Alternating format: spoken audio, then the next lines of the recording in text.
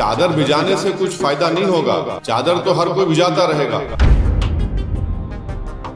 शायर ने अच्छा कहा प्रधानमंत्री के बारे में, क्या कहा? इसने हमारे जख्म का कुछ यूं किया इलाज, इसने हमारे जख्म का कुछ यूं किया इलाज, मरहम भी गर लगाया तो कांटों की नोक से।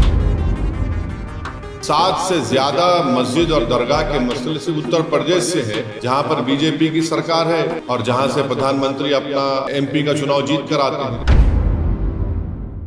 अजमेर शरीफ में प्रधानमंत्री जी ने चादर दे दी है दरगाह पे। कुछ दिनों पहले बहुत कंट्रोवर्सी हो रही है, कुछ संगठनों ने ऑब्जेक्शन किया है, इसको कैसे देख चादर भिजाए? ये प्रधानमंत्री जो चादर भिजाए हैं, किसी शायर ने अच्छा कहा प्रधानमंत्री के बारे में, क्या कहा? इसने हमारे जख्म का कुछ यूं किया इलाज, इसने हमारे जख्म का कुछ यूं किया इलाज, मरहम भी गर लगाया तो कांटों की नोक से।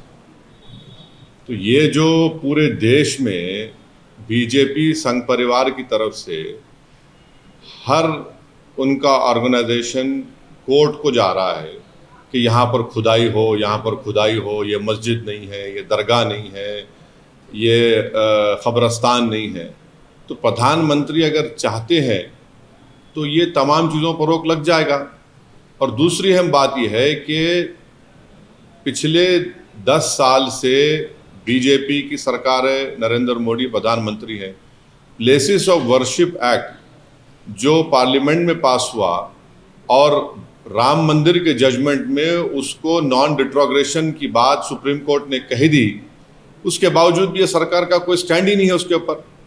इसीलिए आज आप देख रहे हैं कि 7 से ज़्यादा मस्जिद और दरगाह के मसले सिर्फ उत्तर प्रदेश से है, जहां पर बीजेपी की सरकार है और जहां से प्रधानमंत्री अपना MP का चुनाव जीत कर आते हैं।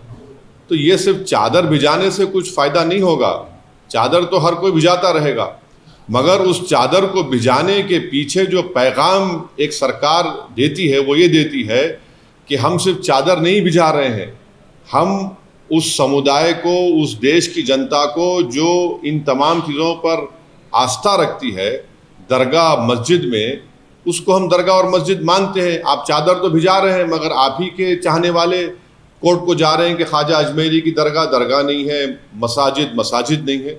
तो ये इस चीज़ को ये रोकने की ज़रूरत है और असली काम जो सरकार को करना है वो रोके, इन तमाम चीज़ों को रोक लगाए कि क्या ये क्यों कर रहे हैं लोग सब जाकर तमाशा। ये